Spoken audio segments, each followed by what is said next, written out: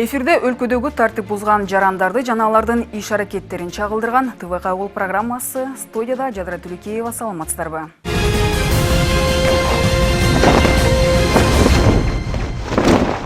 Чүй облусунун Кайгул милициясынын кезектеги ишмердүүлүгү сокулукта өттү. Бул аймактын айдоочуларын бир күндүн ичинде тартипке чакырып, айрымдарын жоопко тартышты. Аталган иш-чара учурунда мас абалда унаасын башкаргандары да болуп, жазаларын алышкан. Ал эми биздин чыгармачыл топ аларга көз салып турду.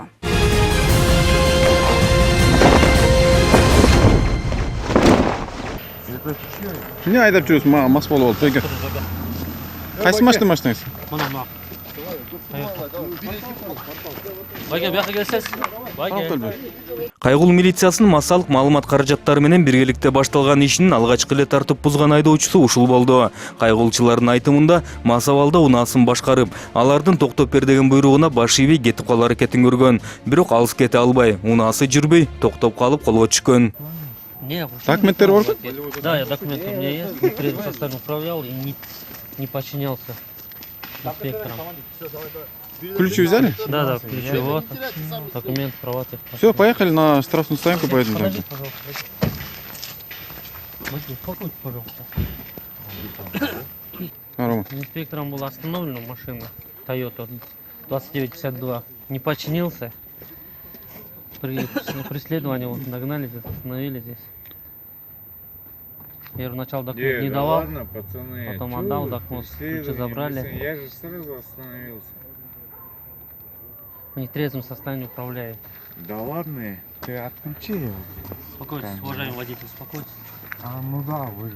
Тартип сакчылары менен алышып отуруп, акыры жергиликтүү наркологияга да жеткирилип, тийиштүү текшерүүдөн спирт ичимдигин ичип алгандыгы такталган соң, унаасы экөө тең айыпына токтотуучу жайына жеткирилишти. Бул жактан анын качып кетүү аракетин көрүп, улам ары басып ажаткан эздемиш болуп жатты.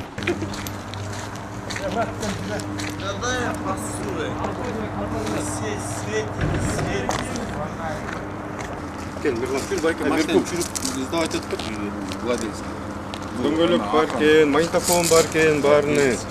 Я не ушел владелец-то, ты стоянканың... Чё ты меня снимаешь? Хорош меня снимать. Бул жактан да байкез кылыктанып жатты. Унаасын тапшырып берсе да эч нерсеге кол койбойм деп кайра ажаткан эздемиш болуп ичкери кирип кетти. Ошол бойдон айдоочубуз да дайынсыз жоголду. Ичи тышын толугу менен издеп, байкебиз каягына жашынып алганы белгисиз бойдон калды. Ключ албай из-под машины.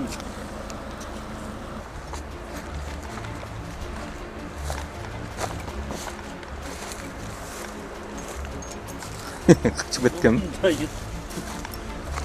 Байке! Андан кийинкиси эле жаш айдоочу болду. Унаасын айдоочулук көлүгү да, унаасын документи да жок айдап чыгып, алыс кетпей эле Кайгул милициясынын колуна түшкөн. Пикиринде үйдөн жаңы эле айдап чыккандыктан аны кое берип койсо болот. 20 жаштамын. 20 жаштамын. Машинаны айдагандан кийин документ айдаш керек да, байке. Билип атасыз, угон очень много, да, правильно? Айга угон көп болуп атат. Бүгүн өзүндө угон болду, кармалды. Телевизордон бери айтып атат, бүт баары. Өзүн ойласаң, бир документ жок, өзүндө да жок, машинада документ жок, айдап атат. Үйдө калып калыптыр да. Жок, сиздин сөзүңүз да туурабы? Ар бир киши өзүнүн сөзүн жакшы жагын айтат да, жаман жагын эч айтпайт да. Алып жүрүш керек да, туурабы айдагандан кийин. Жаңы эле айдап чыккандан. Айдоочу унаасын тийиштүү жайга камаган алып баратса да жардам издегенин койгон жок. Жөн эле кое бербейт экенин билген соң тааныштарынын атын атап, аларга чалайынбы деп да коркутуп көрдү. Айтсак, тартип сакчыларды коркутайын деп айткан кишиси да ким болуп иштейт экенин билбей, аны такташ үчүн атасына да чалып көрдү. Нурдин? Ким ол? Сокурда иштейт. Ким болуп иштейт? Ошол сокто ичинде иштейт. Түшүндүм, ким болуп иштейт ошол иш? Деген жакта роодда эмне болуп иштейчү эле? Жака гаиге чыгуу. Стоянкага келсин. Текшерип атыптыр. Я. Аякта? Физрукада? Физрукада помощник иштейт экен экен. Физрук? Не дейсиз, ата кайра айтмакчы? Ой, физрук ушул. Безрук? Безрук деген болбойт. Безрук деген бол жок киши болот. Дежуркада дейт. дежуркада помощник болуп иштейт.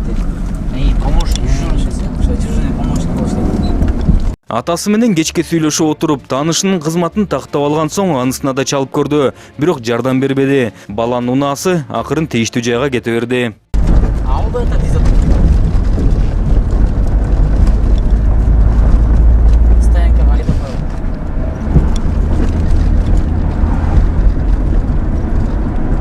Эшке чыкты, отуруп айдап коём. Эшке чыктым, анан кийин стоянка айдап коём. Мынтип отуруп, унааста тийиштүү жайга жеткирилди. Ал эми жардам издеген тааныштары аркасынан келишкен да жок. Паспортың бар бе?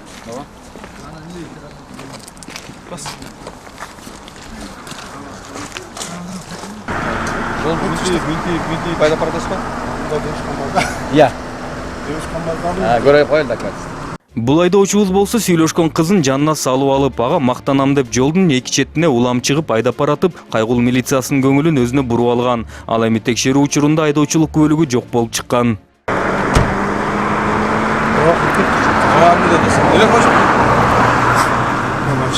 Байс. Девушканың жанына отырасыз, мол жігіттің жүріс. Байс, байкенің жанына отыр. Жоқ. Слышишь? Мына көріп отырсыз, инспектор.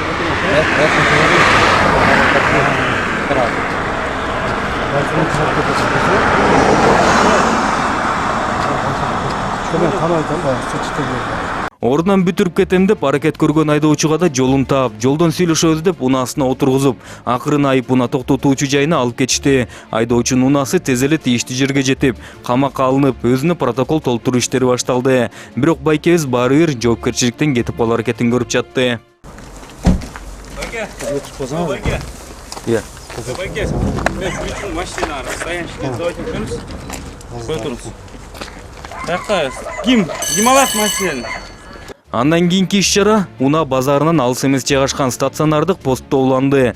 Мында токтотулган унаалар текшерүүгө алынып, тартип бузгандарына протокол толтурулуп, бары жайындалары кете беришти. Бирок бул иштер бардык эле айдоочуларга жага берген жок. Айрымдары тартипти билбей, тартип сакчыларга мени токтотконго акыңар жок деп асылгандар да чыгып жатты.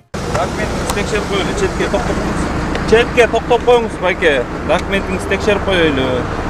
Бул байкебиз болсо тартип сакчы токтотсо четке эмес жолдун бир бөлүгүн бууп, тартип сакчыны сөзгө тартуу аракетин көрүп жатты. Кайгоолчу суранганда гана четке алды. Бирок жакыныраак токтогондун ордуна 20 метрде жүрүп барып гана басып келгиле дегенсип токтоду. Ассаламу алейкум, прапорщик Көсүнкул. Машинадан чыгып болсыз байке, багажыңызды да ачып қойыңыз.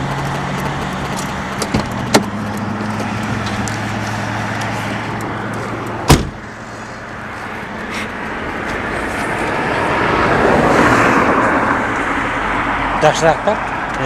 Дашырақта? Кішкенесің бе, үйлеп қойыңыз şu an. Үйлебейм. Үйлеп қойыңыз? Үйлебейм. Неге? Үйлебейм. Не үйлеткім? Ақтың жоқ үйлебейм. Неге? Вот үнне шоға. Өзіңізді кішкене қапырақ қалып жүресіз, ошон үчүн мас емеспей деп отырасыз ақсаға. Қандай чамас екенмін мен. Просто мен тоқтағанның арқаға документ сұрамын. Ақыңар жоқ сен неде тоқтатып қарманға. Мен нарушение қылдым же, пережение қылдым мен. Биринчиден байке мынакей көзгө ийип турат, мынтейди. Камерага тийбей коюңуз. Қолым қатты ата. Камерага тийбей коюңуз. Сен тарты қармасын ақың жоқ сен Мындай қарма. жүрүңүз деп атам эмес. Түртіме деп атам.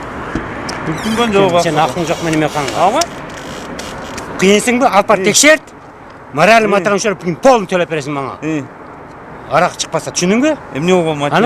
Анан қылып атпасың. Байке материал оскорбление кылып атасың. Бияка тийсе ушерп Дут болот. сен, дут саңа, мен саған дут етпе, мен саған. Камерага тийбей коюңуз деп атам. Камерага тийбей коюңуз деп атам. Документтери толук экен, бирок өзүн алып жүрүүсү тартип сакчыларды кооптондургандыктан ичип ичпегендигин текшерилдеси да тик туруп урушуп баштады. Айтсак, аксакал кыйкырып коюп кете бергенде адатка айлантканбы, айтор таза чыксам мага акча төлөп кутуласың дегенге чейин барып жатты. Ара чолоодо биздин чыгармачылык топтун камерасын түртүп, жанындагы жүргүнчүлөрүн чогуу чыгарып, ылычуу салып башташты. Сен биринчи доказательно ичкенди сен көргөндөн анака намаң Мен ичип ал деген жок, мен сизге сүйлөгөн да жокмун байке. Sen ölüp taktavayla koy, çurka ölüp kaldın kız kameranın. Ölü adam saldırırsın. Çok karısı oturmuş. Bakın. Хорошо, фамилияң ким? Кайсы журналистсиң сен? Шейх Азиат НТС. НТС? Ооба. Жексеев ким? Азиат. Болуптур, все. Эмне болуп тур? Бир нерсе таппай жүрөсүң. Кармайсыңарбы? Документ бересизби, аксакал? Арак ичкенде. Документтер текшерди, Айданга просто уруксат нападение бересизби? болуп аткан. Айданга уруксат бересизби? Болды, силер аякта жүрдүңөр. Мен калыс эле адаммын. Хорошо, Ит чоңгасың, көзүңө карап маскарасың. Мына инспектор турат айтып берчи, биз жаңы эле келдик. Айтып берчи. Жок, бул келмаңа ичсиңдер мен дүт етпейм, мен сен ичкен эмесмин дедим. Байке деп эле сурадым. Мен мешітте намаз окутсам каяктан ичкен болом? Адам башка Өзүңөрдө Мен урган жокмун. бала өзүңөр тынчып кетем десеңер, башкалар бизде койбойт. Tabake. Eceke akıllı sürüyoruz. Акырында мен силер жакшы кыласыңар. Тарта берсин. Просто камерага түшүрүш керек болуп атат. Камерага причина таап түшүргүлө, жөнөн эле камерага түшүрүп. Жерде бирөө бир нашет эме салып деп көрмөйсүңөр, көрүп турасыңарбы? Же бир нерсе нарушение кылды, эмне нарушение кылды? Кайра өздөрү шерик болуп эметчи. Тартем ушунун баарын тарт. Жөн эле бир жумуштар менен зарыл болуп кетсе, ошону барып камап калыш керек. Ишсе бир тарта берсин, камерасын түрт. Керек болсо азыр бетин тутам мен. Эмне болбосун аксакалды мынтип ызычуу салганына да тартип сакчылар унчугушкан жок. Тескерисинче кайра сылык сүйлөп узатып ишти. Айдоочу болсо оюн ишке ашырып, баарына кыйкырып урушуп, өз жолу менен кете берди. Ал эми анын ичип ичпегендиги такталбаган бойдон кала берди.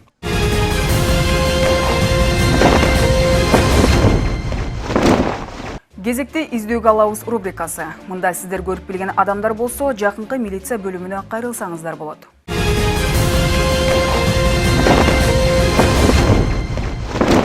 Токмок шаардык ички иштер башкармалыгы 1969 жылы тулган Шаршыналиев Мирбек Сардарбековичке издөө салат. Мирбек Шаршыналиев 2016 жылдын июнь айында үйүнөн чыгып кеткен боюнча бүгүнкү күнгө чейин дайынсыз. Бою 165-170 см, чачы кара, кыска, кашы жокко эсе, кийген кийими, боз көйнөк, көк түстөгү спорт шымы, бутунда жайкы жеңил бут кийими. Өзгөчө белгилери, баш чокусунда көрүнүктүү тырык бар.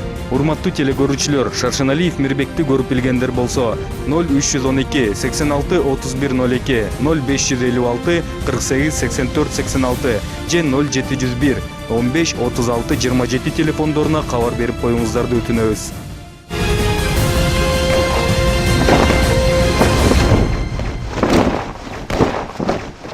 Айта кетсем, ушул сыяктуу окуяларга күбө болсоңуз, экрандагы телефонго чалып же WhatsApp аркылуу байланышка чыксаңыз болот. Ал эми биз сиздер менен кайрадан эфир аркылуу көрүшкөнчө саламатта болуңуздар.